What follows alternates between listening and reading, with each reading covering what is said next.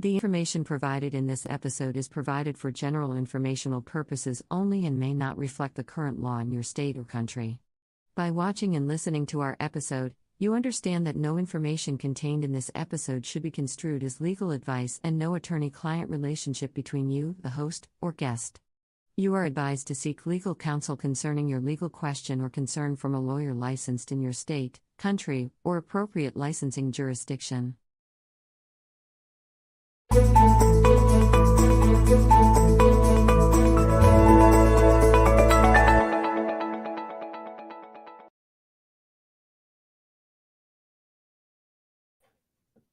Good evening, USA. Hello, Texas. Good morning naman sa Philippines.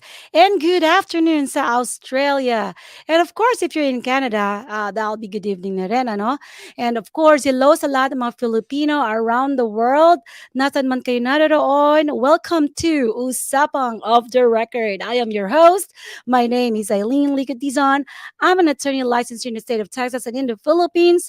And I'm the managing partner of the Ligot Dizon law firm based here in Houston, Texas. So siguro sabihin ko na rin, I'm an educator. I'm also an educator. Okay? And the reason why I mentioned that is because it's kind of related to our topic for today. Of course, mapapanood at mapapakinggan nyo kami dito sa Usapang Off the Record every Friday, 9 p.m. Central Time. That'll be 10 a.m. in the Philippines ng Sabado na yan. And of course, we are live stream here sa Facebook page and YouTube channel of Roof Chamber Radio Pinoy. Kaya naman like and subscribe na sa Roof Chamber Radio Pinoy so you can be notified of upcoming live shows. And of course, hindi lang naman usapang of the record ang mapapanood doon. Kaya if you subscribe or if you're following Roof Chamber Radio Pinoy, makikita nyo ang iba pang mga shows na pinapalabas sa Roof Chamber Radio Pinoy, of course. And kung hindi nyo naman kami masamahan dito sa live show, you can still listen and watch the recorded episodes, of course, sa Roof Chamber Radio Pinoy YouTube channel and Facebook page. O kaya naman, mapapakinggan nyo kami sa Spotify, Apple Podcasts, Google Podcasts, Overcast, Listen Notes, and ano pa bang nakalimutan natin? Pocket Cast? Yan. So, pwede kayong mag-multitask. Don't worry about, multitasking kasi I am a multitasker as well. And so, I cannot just sit and just, afford to just listen or watch something. Kailangan may ginagawa rin yung kamay ko. So, I mean, it's always multitasking. And now, if you're joining us dito sa live show, ay magparamdam naman kayo, di ba? Bumati kayo at syempre pa, if you post your comments, your shoutouts, we will read that one. I will read that one during the show. And if you have questions about the topic for today, feel free to post it and we'll try to address your questions during the show. And if you also want to know something more about our guests, and of course, if you also, wanted to connect with us later on, you will also know how you're going to be able to connect with me or sa ating guest for tonight. And yes, you are right of what, you just heard. Tonight, meron tayong guest dito sa Usapang Off the Record. Kasi lately naman, siguro mga ilang weeks din tayo na it's just me, di ba? I've been talking about divorce, I'm talking about estate planning, probate, and a little about immigration and the intersection of divorce and immigration. And actually, we started that last episode. And what did I tell you last time? That we're going to be shifting to immigration. And I'm going to try my best to bring some good topics to discuss, yung mga magagamit ninyo, because who knows, this information may be useful to you, maybe not right now, maybe later on, or somebody else need that information, then feel free to share it, of course. Yun naman nating purpose dito is to share knowledge, because whatever it is that you may learn today might change your life. You'll never know, right? Okay, so that being said, our topic for today is about, immigration, but it's not purely immigration lang naman. I want to deliver to you a very important message na yung ating mga educator, nasan man kayo naroon, of course, hindi madali na magturo, hindi madali maging educator, maging teacher, yan, hindi madali yan, because that, I believe, is a passion. Because if you're not passionate about it, baka hindi ka tumagal sa trabaho, 'di ba? Because you're not supposed to see it as a job. You're supposed to see it as a passion, something that you really wanted to do. And I can say this because I can very much relate to this. Because at one point, I also taught here in the United States, which I thought I will never do, or I never thought about it. When I was in the Philippines, hindi naman ako naging teacher, and I never had, any exposure teaching. But once I started teaching, I started loving it, and then I couldn't stop anymore. So that's why they said once you're an educator, you will forever be an educator. So kaya naman pa sa lahat ng mga teachers around the world, not just Filipinos, but teachers wherever you are absolutely uh, precious. You know why? Because you are educating leaders, you're educating people, you are making change possible, because change can only happen through what? Knowledge. And knowledge is power. Kaya naman, tonight or today, we're going to be joined by a very special educator, teacher, and marami tayong matututunan sa kanya. I had the opportunity to talk to her, to learn about her story, from the Philippines going to the US, and the challenges and successes sa buhay niya as a teacher. And it's napakagandang pakinggan, because ako talaga nakaka-relate ako. It's not an easy job. Like I said, hindi nga dapat job tawag dun, 'di ba? It's supposed to be calling, or what you call passion. Yan. Kasi hindi naman madaling mag-educate kung wala ka namang patience and love, to teach. Medyo mahirapan ka, because it's a very challenging job. But it's very rewarding as well. Yan. So ngayon, huwag na nating patagalin. I want to introduce our guest for tonight. And siya ay matagal ng teacher. No? I don't know how long, siguro kukwento niya sa atin. Siya na magkwento. At para mapakinggan natin ang kanyang immigration story, and challenges and successes ng isang teacher dito sa United States. Kaya naman, let us welcome here sa Usapang Off the Record, walang iba kundi si Teacher Luz Di Mayuga. Hi, Luz! Hi, good evening, Attorney Aileen Dizon, at good evening sa lahat ng mga viewers natin. Kung gabi dyan sa inyo. And good morning naman sa Pilipinas and all over the world na morning ang kanyang mga oras. So, good evening. I am so honored and proud to be the guest of Attorney Aileen Dizon, who happens to be a very close friend of mine. She is our UP alumni as well. At saka matagal ko na rin siyang kaibigan. So, pinibigyan natin ang kanyang guest on her show. And let's roll on. Oo, simulan na natin ating kwentuhan. Alam mo, Teacher Luz, si Teacher Luz kasi magkasama kami sa UPAA, University of the Philippines Alumni Association here, Houston chapter. And we had the opportunity to work together, learn about what we do, what we love to do, our passion to help, and also to educate people. So kaya naman, when I thought of having this topic, which I believe is very important and very may be very helpful sa marami, lalo na maraming mga teachers sa atin, and considering also that lately maraming mga teachers na dumating from Philippines, Yes. kaya and we had the opportunity to meet some of them, kami ni Teacher Luz, 'di ba? So, but bago tayo magsimula doon, bago natin simulan yung discussion natin sa how is it to be a teacher in the US, syempre gusto ng marami for sure na na nakikinig at nanonood sa atin ngayon na malaman, paano ka narating dito sa US? What did you do? There's a lot of conversations going on online. As a matter of fact, I know there's a Facebook group ng mga teachers, mga Filipino teachers. Some of them are already here. Some of them are still, planning to move here, if they have the opportunity. Yung iba, they want to do it, but they don't know how to do it. Yung how are they gonna start? Saan sila magre-reach out? Paano ang gagawin nila? They may be qualified, pero they need to know where's the opportunity, saan nila hahanapin yun. So, alam ko, Teacher Luz, na medyo it's been a long time, but I'm pretty sure na may kukwento mo sa amin how you end up teaching here in the United States. Ano ba yung story natin dyan?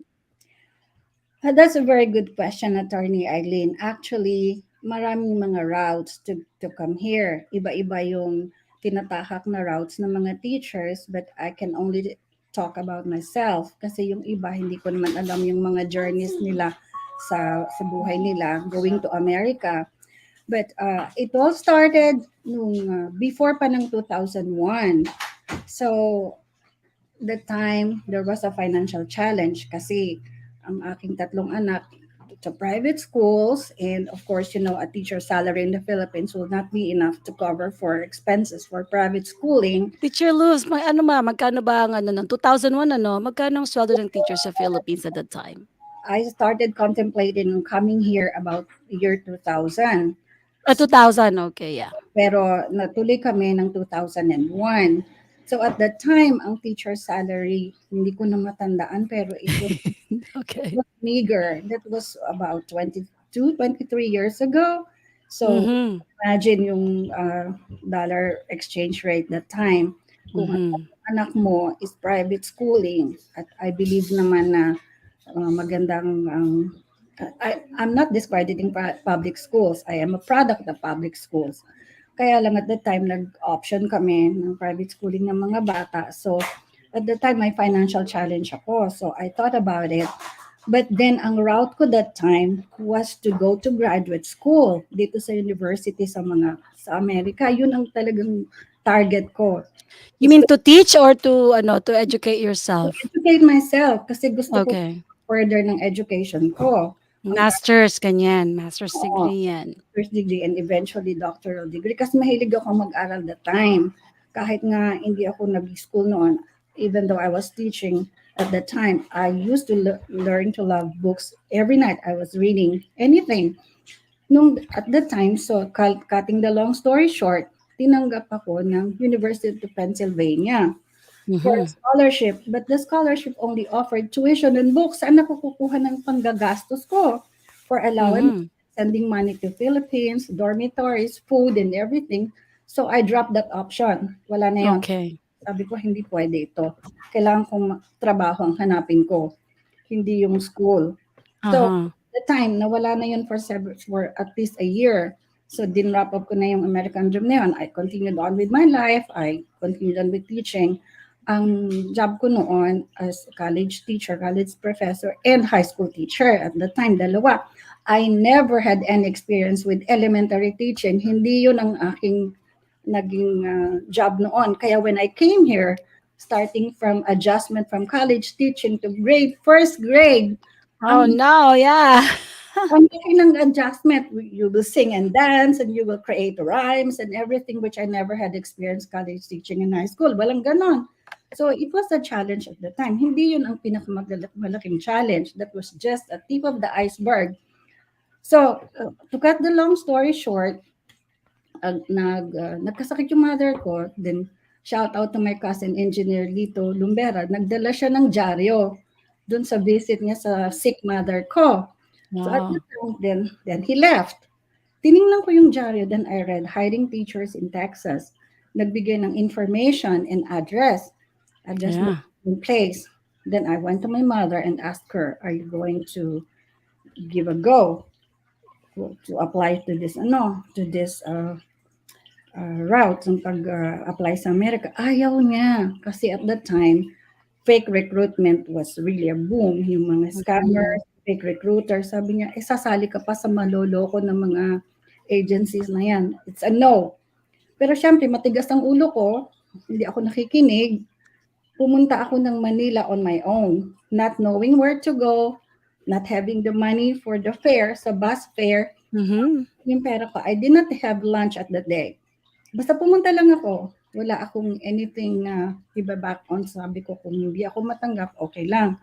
Pero hindi ako makakabalik ng ng lipa kasi kulang yung pera ko. Hindi ako So one way, ano ka lang, one way ticket ka lang. Actually, yung pantalon na sinuot ko na hindi nga ako naka-dress up I never thought Yeah. accepted. May pera yung bulsa nung pantalon na sinuot ko. So, binilang ko siya, yung pamasahe ko is enough to come back. So, naglakas loob ako kasi sabi ko, kung hindi ko tatry, I will regret the fact that I did not try. That was the deadline day, yung application. Oh, okay. Yeah. Pumunta ako, not knowing where to go, not having the money to back up my plan. So, to cut the long story short, yung final interview, kasi pumunta dito sa Manila, yung mga recruiters, superintendents of different districts, Fort Bend ISD, Houston ISD, Alden ISD, lahat ng mga So mostly Texas yan, no? Atlas and California. Oh, there's also so sabay-sabay sila, nagkaroon sila ng Sila. okay, yeah. So, namimili. So, I thought about California, but then I thought, I cannot live with the snowy state. Hindi ko kaya yon kasi my respiratory condition is not very strong. So, pag nag-snow na, siya, wala na. Magsisipon na ako niyan, mag-uubo. So, I thought, pinili mo Texas. to myself, I chose Texas, but I don't know if they will choose me. Kasi wala pa akong final interview at the time. To cut the long story short, when I left the interview room, and I was very grateful to the associate superintendent, her name is Dr. Pedraza. She did not allow me to leave the room without a contract. Oh, wow. So right there, at that same time you interviewed, you were offered a job. Yes, right there. And then you actually you signed a contract at that time. So it's just one interview process. One final on your part, yeah. She signed the contract before I did. She said, take it or leave it. Think about it tonight. Sit on it, sleep on it. And tomorrow when you sign it, give it back to me. Email it to me or send it back to me. This is my address. This is my everything. So I thought about it. And then I said, siguro ito na yung isimula ng American dream. Sige na nga, payag na ako. So when I came back home, sinabi ko sa family ko, at first they don't believe it. Sabi nila, sino naman ang employer na right then and there mag-hire, yeah, ng contract at dala-dala mo pa? That must be something so fishy. We don't believe it. Sabi ko, it's like it's too good to be true, yeah. But then ano na yon, tapos na yung stage na yon, binigay ko na sa kanya, nagbigay siya ng feedback and everything. Then eto na yung part na medyo hindi ma-recommend. That time, may mga local agencies sa Pilipinas at saka agencies ng Amerika who took over the recruitment process. Kasi the public school districts of Texas or California are not equipped for lawyering sa amin. Kasi may lawyers sila on their own, but they are not supposed to be lawyering for immigration. On our own to lawyer ourselves for immigration. So you mean that you're talking about the processing of the visa, right? You're hired, but then you have to take care of, applying for your own visa at that time. Yeah. Being offered a job is one thing, but having the visa from immigration is another thing. It's a process from the district that they don't want to dip their hands into. It's like you hire your own lawyer. We are here for the legal part of giving you the paperwork, but the process is yours. Doon na ngayon nagkaroon ng parang big challenge on your part. Parang nag-take advantage yung mga people around the recruitment process. At doon kami hiningaan ng placement fee, which was not supposed to happen. We were supposed to receive a sign-on bonus instead of us paying the agency. At the time. Because we were so naive. We don't know what's going on.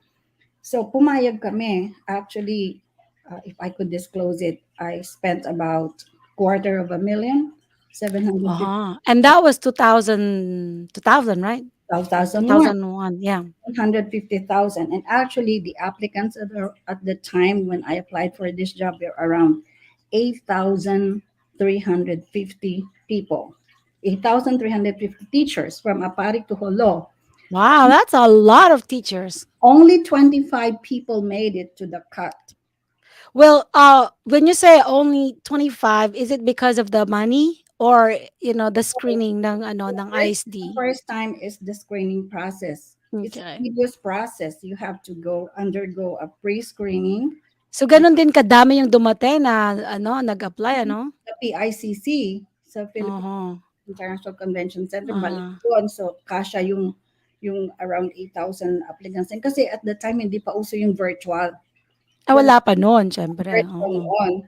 So, ang mga examinations were given parang camera-based, tapos tinitingnan kanila at hindi ka pwedeng lumingon or anything. Ano Basta, yung exam nyo? it's called CBEST or Mhm. text-based test, written, tapos meron kaming video, merong, hindi ko matandaan yung May ano ba yon demonstration din kayo, teaching demo, ganon? Yeah, all that. okay. After na nung hindi ako nag-undergo noon, to tell you honestly. Dahil yung final interview sa akin, well, na-skip ko You lahat ng process ng you were demo. offered, 'di ba? You I were was already offered. at the first interview, hindi ako nag-demo ng lesson, hindi ako anything. Ang ginawa ko lang is written examination after the contract na. Kaya nga baliktad yung process na nangyari sa akin kasi hindi ko nga alam kung bakit din ganun kasi nung nagdumating na kami dito, I was talking to several of my colleagues. Sabi, Mhm. kailan ka nag final demo? Sabi, what demo are you talking about? I did not undergo that demo. And to cut the long story short, dun sa 8,350 applicants, 25 kami who made it to the cut. Can you imagine ang mga kasabayan ko, mga cream of the crop, mga dean of engineering, Ateneo professors, principals, mga galing sa mga Ivy League schools. Parang, Uy, galing ka rin naman, UP ka eh. eh, syempre, kumbaga, galing probinsya naman ako, Batanggenyo ako, so Oh, ala eh. So, kumbaga, pagdating namin doon sa orientation, kung medyo maano pa sila, medyo mga ganyan-ganyan, kasi akala nila, ang dadat nila na sa Amerika, talagang kumbaga, Oo. yung mga, parang ang attitude nila, kami yung mga cream of the crop, we are the best among the best, mga ganun. Pero Yeah, the best of the best. tahimik lang ako. Sabi ko, sige, tingnan natin kung ganun nangyayari Pero sa akin. so bago yon, wala ka naman kakilala na naging teacher dito na, nakapagsabi sa'yo na, "Oh, ganito dito ang experience." So wala talaga. So Mm. zero knowledge as to how, Mm. what to expect when you come to the US and teach. Kasi at that time, kumbaga, hindi kami na-expose nga na doon kasi mabilis yung aming recruitment process. We were given the parang applications noong Agad. review agad. That was Mm. around April. Summer yun eh. Then we were already in America in July So 21. that was really fast kasi ilang buwan lang. So yung processing at that time was really fast. Now if you remember, Teacher Luz, if you remember, kasi siyempre, you have mentioned earlier nga na that you have to take care of the processing of your visa. So I'm not gonna ask if you hire, but you hire an attorney on your own, or however it happened. But I wanna know, kasi siyempre, it could be different during that time, 2000, that was 2000, 2001. So, do you remember what visa did you apply for, in order for you to come to the US? Is it a H-1B or is it a J-1? It was an H-1B. It was a work visa. We Which were is a non-immigrant visa, right? It's a non-immigrant visa at the time, work visa. I was supposed to bring my family, but because I don't know anything, sa dadat na namin, I don't have an Yeah. apartment, I don't have a car, I have not enough money to cover for all the expenses of the family. I opted to go on my own first. Yeah, it's a wise decision, because like you've said, you don't know what's gonna happen kasi kung talagang if sa'yo ngayon 'yan yung mga pumupunta na mga teachers dito, it would be wise talaga na they have to go first and see what's waiting for them because it's going to be a lot of adjustment and just imagine if you have little kids you're gonna be bringing over here, lahat-lahat kayo nag-a-adjust. So Mhm. yung H1B mo yun ang dahilan nakapunta ka dito. Of course, you know that that's valid for 3 years, right? And then you can renew it or extend it later on. But look at you right now. How long have you been teaching here in the US? This is my 22nd year, 22nd year. So that means, year uh, 22, because I came yeah, in July 2001 and now 2001. 22. So I'm running to my 22 years of teaching here in Texas. Mhm, wow. So ano na, seasoned ka na ang tawag diyan, 'di ba? Seasoned Kumbaga, teacher, may oo. panahon sa tandang. Hindi nga, ang tawag dun season nga. So, okay, so nag-H-1B ka, we know that H-1B is a non-immigrant. That means that is not a path to green card, and that's what the Oo, 3 H-1B. years. Good for 3 years Good yun. for 3 years yun, but you can also again renew that, for another 3 years until if ever yung employer mo, yung school district is willing, pag nakita naman yung potential mo, they're willing to file immigrant petition na sa'yo. That will be your green card na. Yun na naman, And is that what happened to you?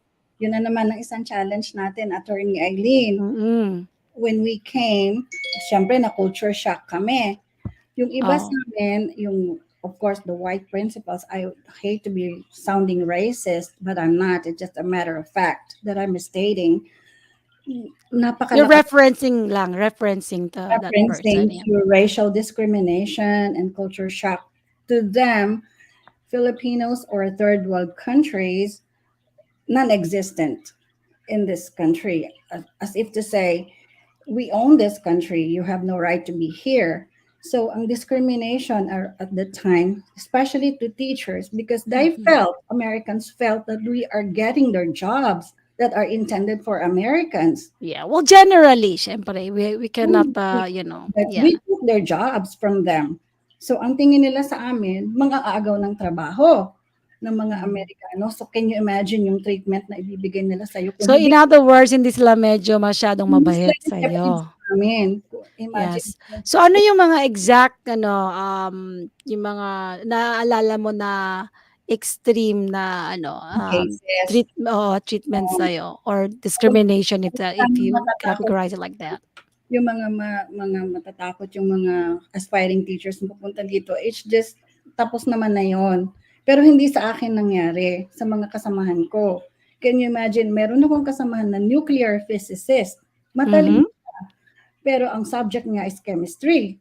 So they have experiments in the classroom. Uh-huh. She can never conduct her experiments because Because? the middle school kids are really trying their best to really annoy her. Itatapon yung kanyang palanggana ng Uh-huh. tubig, babatuhin ng mansanas. Yung mga Uh-huh. experimentation niya never happened. When she comes home every night, iyak siya ng iyak kasi Uh-huh. she went home that year. Hindi niya kaya yung challenges. So, when you say she went home, she went back to the Philippines? Back to the Philippines Oh, okay. home because she can Ah, take the pressure. Yun namang uh-huh. isa, dean siya of the College of Engineering sa Mapua, magaling. Mhm. Super galing siya. Siya ay, kumbaga ay, yung mga calculus and all, minamanilang niya, talagang mahusay siya. High Mhm. school ang hawak niya. Ano naman siya, nakipaglaban yung estudyante sa kanya. The high school people never think of Wait, was there like a physical fight? that. It was Okay. a physical altercation between the two Uh-huh. with the student Uh-huh. teacher. So what happened to the teacher? She went to the doctor. Did she also go back home, or what? Did She she took, she stay? took leave. She took a leave, but then she was tough. She said, Uh-huh. I will never have a pink slip going back to the Philippines. I will See, never. that's the thing. That's how you separate those who are, fighter in a sense. Now they're tough and they're ready for the challenges. Mhm. Sometimes there are a lot of surprises. Yung very common ng culture shock because it's very different. We have different cultures. Iba rin yung mga natin sa classroom sa Philippines, iba rin dito. And I can tell, I can say this because, I also taught here in the US, and but I can share that later on. But so I just wanna just go back to our teachers who are aspiring to come over here. Mhm. Syempre, iba-iba naman yung ano, yung route. May And mga tao naman na ano na they go through the process of, yung katulad sa'yo, yung H1B, yung mga district, HISD, and when we say HIS is Houston Independent School District, Fort Bend Independent School District.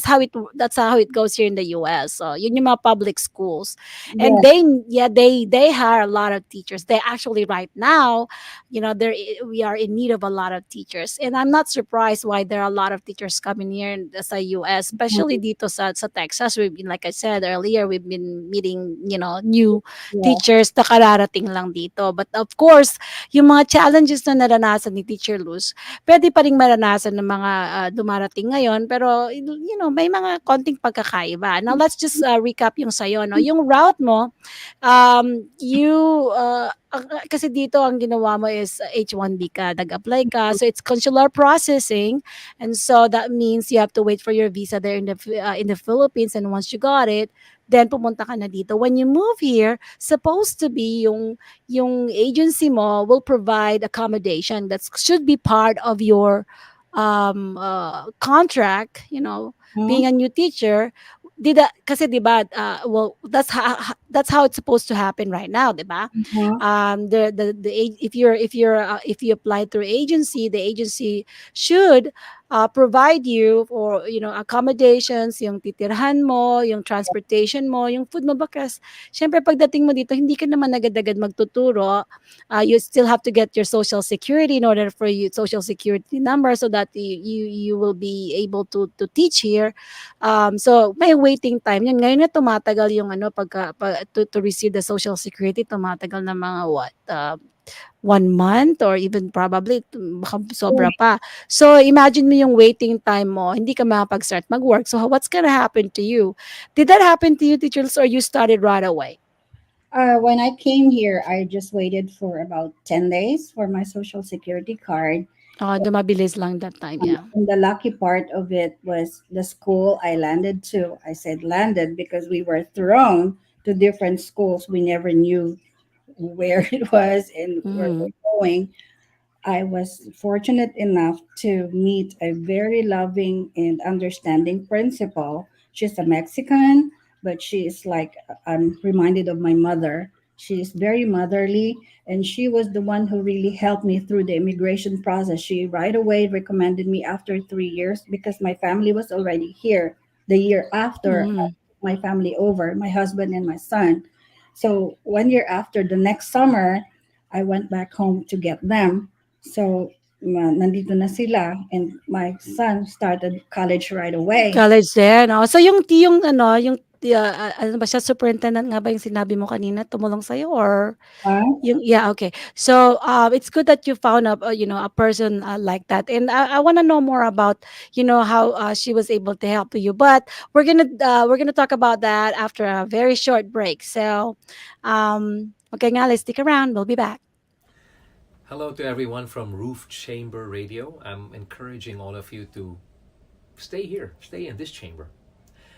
If you want to be inspired, you want to be encouraged, this is where it's at.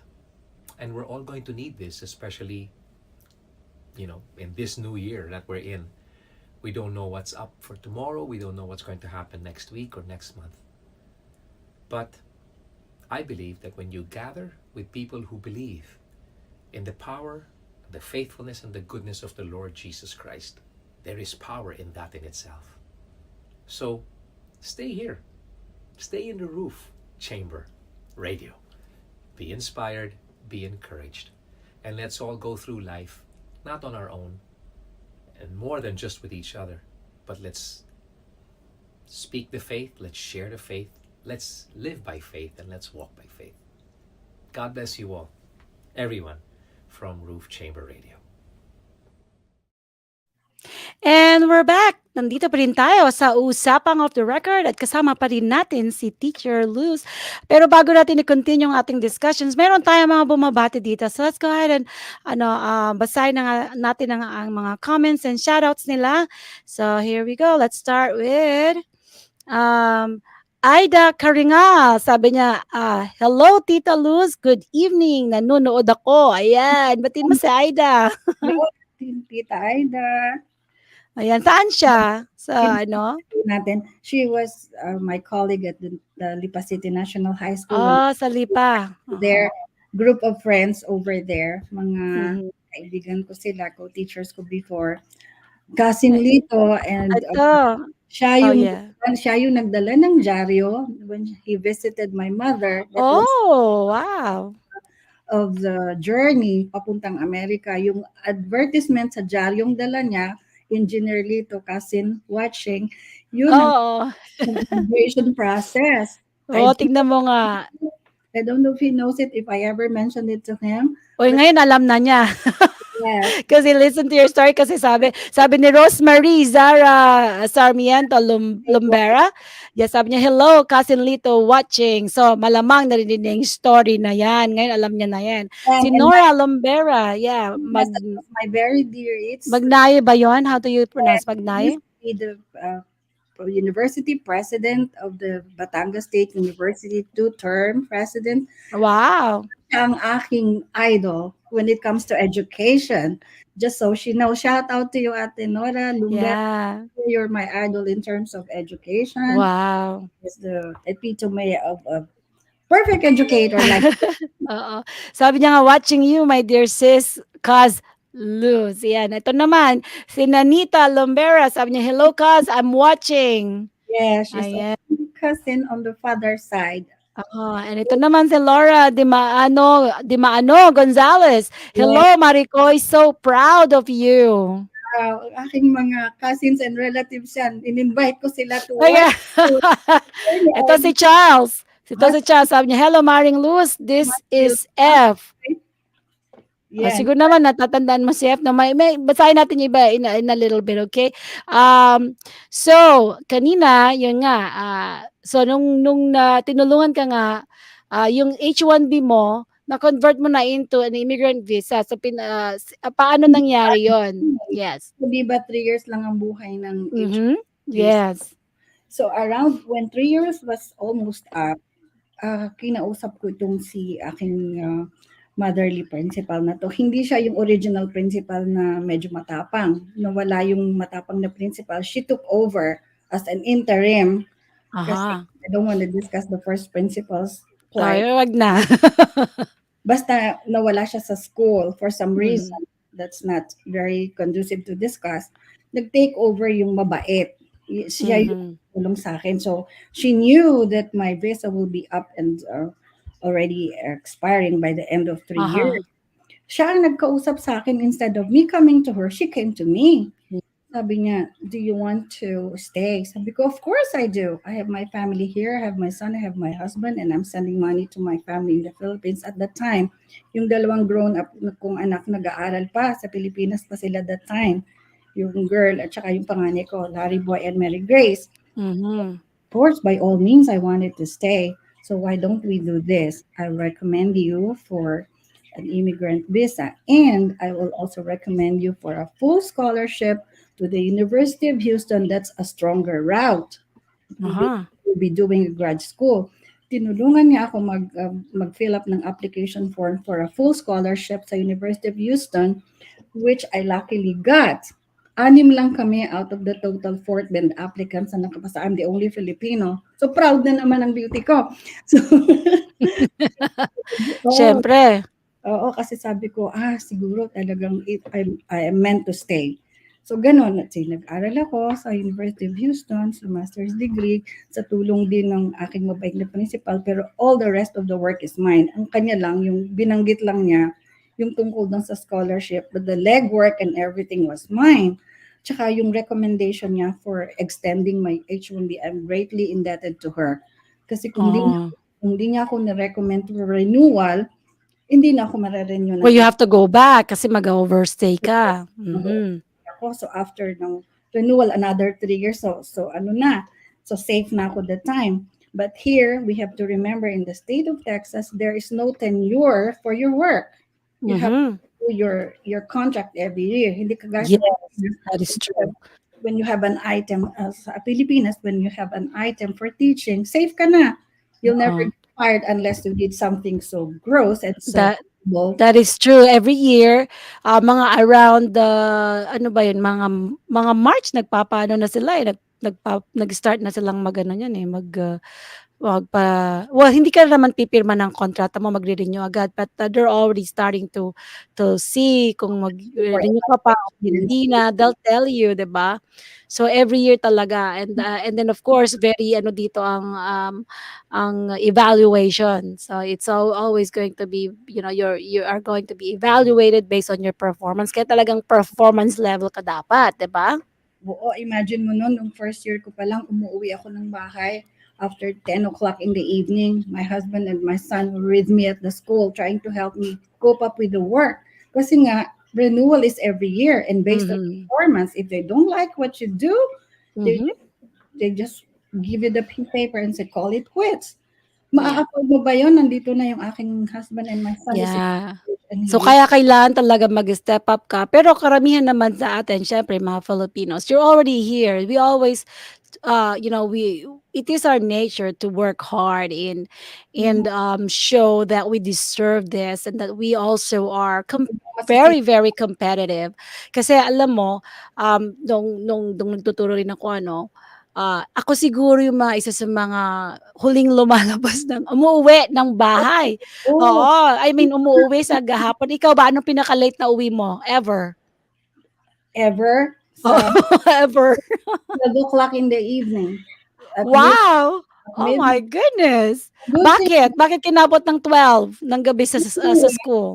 husband and my son were always with me kasi I wasn't not driving yet at that time. Ang Mhm. driver ko yung anak ko na Oo. nasa college naman. So hinahatid nila ako sinusundo kasi to prepare myself for the next day kasi dito you have to prove 10 times as much that you are capable, that you are better than Mhm. them, if not they're equal. Kung hindi, talagang tatapakan ka, yung tatapakan Oo. ka. Yeah, pero alam niyo ba si Teacher Luz ay hindi lang niya na-prove na equal, na-prove pa niya na mas ano, na she is better than a lot of, the other teachers because look at what I'm gonna be sharing some of your pictures now. Ano itong picture na ito? Isa ko sa mga nag interview na ng mga Oo. applicants na sa district namin. At that So time, ikaw na. isa na ako sa mga campus leaders and teacher Oo. specialist at that time. So here I am at the end. Yan yung job fair for the district where I was one of the personnel to interview and Yeah. hire. Nabaliktad na, imbes na I was supposed to be hired, ako na yung Ikaw rin nag-ha-hire, 'di ba? So, see recruiting how officer. yung 12 mo na yung, 12 ng gabi kang umuwi, 'di ba? Tignan mo naman 'yan, ano ang award na natanggap mo Ako dito? naman yung reading recovery award ko sa out of the district, ilang kaming nagkaroon ng gano'n, hindi ko mabilang pero that was one of the reading awards kasi ang When special, was this? hindi ko matandaan kung anong year ito. It Is it was still sa Fort Ben ISD ba fourth ito? ISD pa ito. Oo, pero ito siguradong Fort Ben 'yan, ayan si Superintendent Dupre, And yes. to pray when I received an award for above and beyond for a distinguished service award from the superintendent and for the district. May banquet noon. And we were Oo. honored by the district and by the superintendent. So I opted to take his picture kasi lahat kami nagpicture sa kanya and he was all smiles. Masaya rin ako. So, Yeah, kasi kaya lang wala na, nag-retire na siya, naabutan ko siya, eh. I think that it's his last year when he retired, I went to Fort Bend. mm, Yeah, so hindi he's a malakas. really nice person. Sa isip ko, yung mga awards naman na yan is not just for me. It's for uplifting the Filipino in here in Texas to say and let them believe that we deserve to be here. We deserve to live the American Yeah, dream. And we are, if not equal to them, we may be better than them. We are but then, not we're perfect. very talented. We're Alam mo. very equal people. We Yeah, try. pero don't get us wrong, it's not easy because there's a lot of challenge. Like yung sa classroom, yung iba yung culture dito ng mga bata, the way they communicate, iba. So you need to actually be able to adapt to the way they're doing their things here. Unlike sa Philippines, 'di ba? Ito, syempre based lang din sa experience ko na parang if hindi ka pwedeng sasagot sa Pilipinas, 'di ba? We have so much respect to our teachers. talagang, yung you don't want to, ayaw mong lumabas na, bastos ang dating mo. Dito, it's just, I think it's also the way they communicate na parang diretsa, ano sila, they'll tell you really if, they don't like you.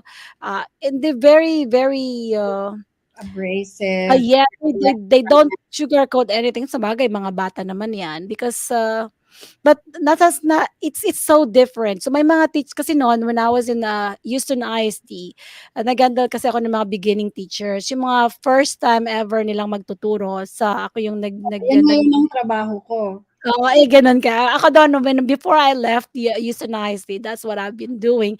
So my goal then was, as their leader, is to make sure na after ng first year of teaching nila, babalik sila, 'di ba? I want them to love teaching and excel in what they're doing. So that's the goal of providing support, mentorship, kanyan.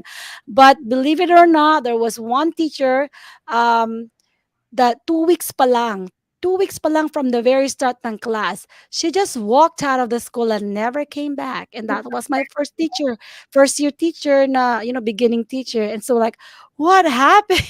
Yun nga yung joke ngayon eh. Are you going to take your purse? Meaning, are you going to just back out and leave?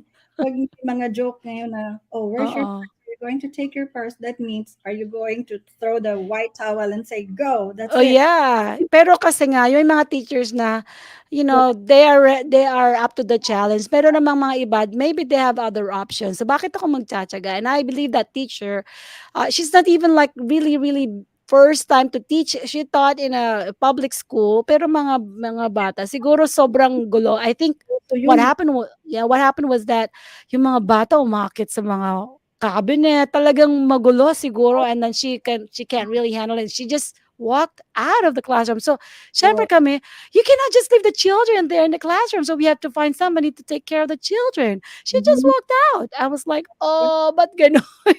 But hindi mo rin masisi because maybe may pinagdadaanan din siya. Oo, So it's mayroon. not easy talaga. But if you really love teaching, Mhm. you will take the challenges and convert that into successes, 'di ba? Parang si Teacher Luz yan, yung successes niya. Oh, ayan. Eto, congratulations, Teacher of the Year. Saan Ayan, ito? Sa Hawks Holy Elementary. and Yan. ISD pa rin yan. Isa yan sa Oo. moments ko dahil it was blood, sweat, and tears. Kumbaga, tiyaga, pagod, gutom. Oh, syempre, hindi madali. Yung kumbaga, gutom, Oo. hindi ka naman makakakain sa oras eh. When you're teaching, you forget when and where to eat. Yung baon mo, it still stays in your bag, and then when you get home, Yes. nandun pa rin. Saka ka pala makakakain. Ganun yung naging route ko for success. Kasi Mm. sa loob ko sa sarili ko, I was meant to stay.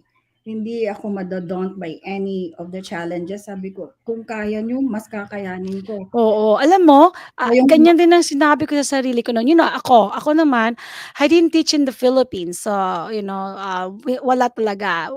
I taught here sa US. I did the alternative, ACP. yan, So, kumuha ako ng additional unit sa U of H sa downtown, ayan, University of US Houston downtown. tayo. Oo, doon. Doon ako nagkumuha ng additional unit. And then after that, supposed to be after matapos yung ACP mo, you have like 1 year sana na magano ka, parang internship, field experience. Pero what happened to me was that na-employ na rin ako during that time ng yung field experience ko. Hmm. And so after 5 years, eto rin naman ako. Oh, 'di ba? To inspire you guys there. Oh, naging teacher of the year din ako sa Wainwright Elementary School sa Houston ISD. I never thought about that. And you know what I was teaching at that time? Math. But I applied for science because my undergraduate, my pre-law, was biology sa UP. Sa Baguio, UP Baguio. That was my undergraduate. So that's why I was applying for science, but they put me sa math. But I thought that oh, this is gonna be hard. But because ang maganda naman dito sa sa atin, yung system natin, talagang pino-provide naman ng school yung mga materials, yung mga trainings, Naman, talagang you are well supported. I'm basing this ano sa experience ko na there's support. There's so many support na ano lahat ipo-provide sa yung iyo. lapis ng bata and school bus and paper and everything, zero expense ang mga Oo, magulang. lunch are free sa mga bata. Nakiki-lunch Zero na nga rin kami expense. minsan. Breakfast and lunch and everything else will be Breakfast and lunch, free. yes. Wala silang Ang gagastos. gagawin na lang ng mga bata dito ay papasok sa school at mag-aaral at gagawa ng assignments, 'di ba? Mhm, really so spoiled. Yung unang araw ko when I went on duty sa cafeteria, I was on lunch duty. I cried that day. You know why? I saw Mhm. a lot of Why? children not even touching their tray of food. Andun yung apples, andun yung Oo, oranges, and everything. oo. Whole tray of food na siguro isang meal na yan ng isang pamilya sa Pilipinas. They just throw it like that. They just Hmm. pick up Eh, the kasi they get it for free, so they don't really value that much. Yung ibang mga bata, hindi sila masyadong kumakain din naman, eh. I don't know, they have their certain kind of food na kinakain nila. Pero, magaganda merong mga menu din, iba-iba every week ang menu dito sa ano, sa mga, public schools. They don't know how lucky they are here Oh, in I tell them, sabi ko sa kanila, sabi ko, back where, I came from, sometimes there, in the past of mga provinces, we have to walk to our way to school. We don't have food sometimes. We just, we only have how much in our pocket but we go to school, we bring our books. Ang bigat-bigat pa ng bag na, dala-dala mo lahat yung mga libro mo noon, 'di ba? yung mga So, noon sa high school, when I was teaching high school noon, nagtitinda muna sila in the morning before they go to school. They have to go to the bus yeah. stop and sell Mm. water or This is anything. in the Philippines, right? You're talking about Philippines, yeah. Dito wala. I mean, everything is being provided to the children. So, ang kailangan lang talaga nila ay mag-aral. So, the role of the teachers, of course, ay i-guide sila ng tama. Pero, syempre, comes yung mga challenges din because some students, kahit naman saan, may mga estudyante, may mga attitude din, may mga anger management issue, ganyan. I remember one time in one of my class, yung first year teaching ko, one of the students flipped the table, yung kidney table. Oh, So big, is kidney no, table will fit what? How many? six. 10? 6? O 6 na ano, yung laki ng table na yun, 6 ang For pwedeng umupo. those He children. just flip it. Ay, hanggang dito lang naman ako noon, no? For fourth grade yun yeah, anyway, so yun yung mga ano, you have to be ready and be prepared for the challenges. No one is gonna tell you it's easy. I'm telling you now, it's very challenging. But of course, katulad nga rin na ano, nang nangyari kay Teacher Luz, tiyaga-tiyaga at ano yun, tiyaga-tiyaga may nilaga. Yan. Them that you're humble, you're hardworking, you're Mhm. perseverant, you're friendly to them, that you fit the cut. Kumbaga, Agree. that you will slowly but surely earn the respect Mhm. sa akin. At tinuturuan ko rin sila yung mga may pangangailangan sa akin because, they are not so well versed with spelling, with grammar, although they're native speakers. My bachelor's degree is English as second language, and I taught grammar and developmental writing and composition. Kapag mayroong mga pangangailangan ng school, like I wrote the grants for my school, kaya nakakuha sila ng mga big bucks, big money out of the grants I wrote for them. Kaya slowly Mm. but surely, they started to look at me as somebody to respect and be Mhm. be looked upon as a good source of uh, Knowledge, knowledge. learning, yeah. And that is true because these kids, may mga pinagdadaanan sila. But if you earn their respect, I'm telling you, if you earn their respect, not fear, huh? Respect, Mga they poly will, yeah, they will follow you, and you will see the big difference. Your classroom will turn into a happy place of learning, which is, talking about which the is teacher. good. I'm talking about the teacher adults. Nag-start na silang mag-show respect nung At saka teachers din, that is correct. Yeah. nagbigay na sila ng kanilang support and all that, and they cheered at gano'n. Kasi at the time when I was teaching two classes for fourth grade, the first time that I taught fourth grade, all my students had 100% passing in star and Yeah. Oh, we have to explain what is STAR. Ang STAR is the state test. Yeah. mandated test.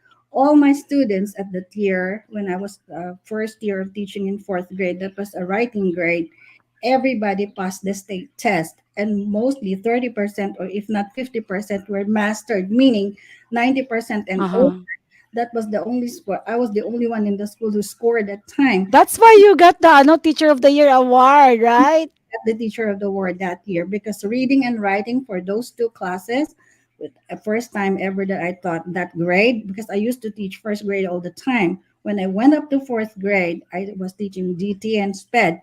Everybody passed the state test, and half of the class mastered with 90% or That more was marks. that's big thing. Alam mo yung Minsan writing? congratulate siya and everything, nabigay ng flowers and Oh, everything, yung mga syempre. You malaking showed na hey, I made it happen, 'di ba? slowly Kasi but alam mo dito yung writing test, lagi yan historically mababa ang passing rate ng writing test. It's a struggle for the kids yung writing test. kasi talagang So, pinaghirapan mm. ako ituro, sabi ko, Chitaga talaga. kasi Tutorial after school tutorial, 'di ba? kahit itong special ed ko, nakapasa rin siya. Eh, wala siyang Oh, natutunan yeah, every because of you, Teacher Luz. Yan, may mga bumabate. Ito. Saturday. I volunteered to tutor on Saturday for free. Imaginein mo your Saturday, you're still working, kaya All day long it's Saturdays. that's Kaya right. yung mga parents din ay nagbigay na rin ng respect at nilove na nila ako. Every Christmas, 2 cars yung aking regalo. At the time, Wow. yung thank you Dalawang cars from where? from the parents. Kasi nakita Oh, nila cards, yeah. nanalo yung mga bata sa mga district competition, sa mga spelling bee, na tinatyaga ako talaga. Imagine mo, libre ang tutorial every Saturday. O sino pa ba naman ng may ayaw noon, 'di ba? Siyempre lahat ng parents 'yan matutuwa. Ito si Rowena, kilala mo 'to, si Rowena Lara Lombera? Ang aking pamangkin. Sabi niya, very well explained, watching you, Tia. Tia, ikaw ba 'to, yung Tia Goy? Ako yan. Ikaw ba yun? Yan ang tawag niya sa'yo?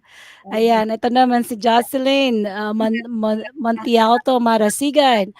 Sabi niya, hi Mari, watching from our barangay Kayumanggi. Yes. Barangay Kayumanggi. Kayumanggi is brown, right? Correct. Yeah. Hello po, sabi ni Imelda Calao. Dami mong kamag-anak, Teacher Luz. Hello po from Lipas City. Kayo, para dumami. Hello daw po, sabi ni Kalari, Mr. po ni Mrs. Bakit siya nagkikihilo? Hindi na lang siya bumate, diba? Si Charles din, sabi niya, hello, Maring Luz. This is Tita M watching. Wow. From Pearland. Oh, from Pearland siya. Okay, si Nanita Lombera. Sabi niya, okay, Tigoy. Ikaw yun, no, Tigoy? Ate Goy, believe sa'yo si Pinsan Rico Ari. Yung mga cousins ko from father and mother side. Hello, shout out sa inyong lahat. Ayan, ito pa si Alden Lombera. Hello sa butihin kong pinsan, Ate Goy, na handang tumulong at sumuporta sa mga nangangailangan, lalong-lalo na sa mga kasamahan. So proud of you, cousin. So si Imelda Calao, sabi niya, hello, ma. Proud of you. Para dumami ang viewers mo. Ayan na si hello ma, so proud of you. Yan, tingnan mo naman. Actually, they're here because they're supporting you. They're very proud of you. That's the reason why they are here. Kaya naman, oo. So anyway, going back, alam ko maraming mga teachers din na mga interesado how they're gonna be able to come over here. So meron tayong route na H1B, kung saan non-immigrant visa, 3 years, kung magpa-process yan, consular, hintayin yung visa mo sa Philippines before you come over here. Kaso naman yun, ang H1B, ang visa ay available October, pero ang school starts in August. So, kaya yung iba, instead of H1B, nagja-J1 sila. Yung J1 naman, yan, yung mga cultural, exchange cultural, natin yan, students, mga ganyan, or yung mga teachers na binibigyan sila ng opportunity to teach here for 3 years, yan, basically, syempre, ang purpose niyan is for them to learn the way we do it here and then bring it back to the Philippines. So usually 3 years yan. Pag naka J1 visa ka, pwede ka pa rin magturo for 3 years, but you have to go back kasi meron niyang requirement na 2-year residency. So babalik ka doon, you have to stay for another 2 years sa Philippines bago ka naman ulit makabalik dito as a J1 para magturo ulit. So ganun lang yun, pwedeng mauwi, des babalik ka magtuturo unless katulad nga nangyari kay Teacher Luz, merong sponsor sa kanya at pinalan siya ng employment visa, which is a path to green card. And of course, after 5 years, you're holding your green card, you are eligible to become a Citizen. U.S. citizen, mag-naturalize ka as a U.S. citizen. That way, there's more opportunities for you to really explore what can do here in the US and live your American dream yan. And of course later on makatulong ka rin sa iba katulad ng ginagawa din ni Teacher Luz, tumutulong din sa mga ibang mga teachers, mga kababayan natin on her own at saka syempre sa mga organizations dito sa US. And ang number one na organization natin Teacher Luz ay ang University University of the Philippines Alumni Association of Houston. of Houston. Aileen is our vice president and I am a board member. So we are active participants of this organization. At salamat sa lahat ng mga members who are willing to help out. Magsha-shoutout lang ako sa aking family before we go kasi alam ko hindi na yun. Greetings to my husband Larry, to my son Jose Emmanuel Larry, to his two children, Troy Vincent and Princess, to my daughter Mary Grace in Canada, and her husband Christian, the two children Marcus and Mateo, and my son here, Christian, and wife Aileen, and our baby here, baby Lawrence. So shout out sa inyong lahat family and to everybody, my family and friends. Thank you for watching. At salamat sa pakikinig at kung madami man akong na-miss out sa inyo sa shoutouts, ay alam nyo, I'm wishing you well at salamat sa inyong lahat. Dr. Nora, Cousin Lito, Cousin Nanita, Rico, Alvin, everybody who watched, Laura, and everybody, Maring Jocelyn, Maring Wilma, and everybody else. Lahat kayo ay binabati ko. Kung di ko man ang names nyo. Ay, alam na nila yon, di ba? Ayan. So bago kami tuloy magpaalam, we want to invite you, of course, since nabanggit na natin ng UPAA, invite natin sila sa ating gala. It will happen this October. So go ahead, Sister Luz, Teacher Luz, invite natin sila. I'm gonna show sa screen yung yung ating yan. Ayan. So go ahead and invite them. Okay, ikaw mag-invite. Ako na. Ayan, so meron tayong UPAH Gala ngayong October 22nd dito sa Houston Marriott Sugarland. Samahan nyo kami from 6 to 11 p.m. We will be we will be joined by other UP alumni from different states, hindi lang dito sa Houston. And kaya yung mga ating mga ka-isko at ka-iska na nasa area, you are very much welcome to join us. We wanna connect with you also. Ayan. Of course, at ito pa may huli na nagpapahabol na bumabati si Wigbert Balmes. Congrats to my cousin. Cheers to a wonderful experience. Ayan, maraming ang lahat ng mga comments ng aking mga kamag-anak. ano na lang, one sentence na lang. Anong may iwan mo para sa ating mga aspiring teachers o yung mga papunta na dito o kayo man nagbabalak pa lang pumunta dito sa US? Just give them one-liner na, yes, to inspire them. Teachers, all professionals, and everybody who are planning to go to America, huwag kayong matakot. Just live your dreams. Go for it. Kung alam niyo na gusto nyo, if there is a will, there should be a way. Kaya tuloy-tuloy lang. Go lang kayo. Huwag yung i-give up yung dreams nyo just because you think you can't. If you think you can't, defeated na kayo. Just think you can and go for it. Ayan. Maraming salamat, Teacher Luz. And ito pa, basahin na natin lahat.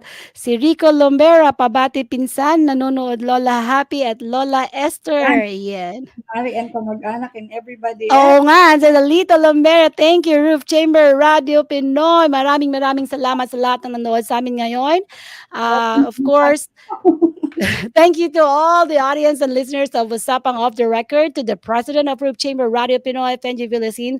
Maraming salamat. Ang Usapang Off the Record is brought to you by Roof Chamber Radio Pinoy and Ligot Dizon Law Firm. So, ano pa nga ba ang atong hinihintay natin? Ano? So, I'll see you all next week sa isa na namang Usapang Off the Record. Thank you so much, Atty. Maraming salamat, Teacher Luz. At malay mo, babalik ka sa ating show para magkwentuhan pa tayong ulit. Diba?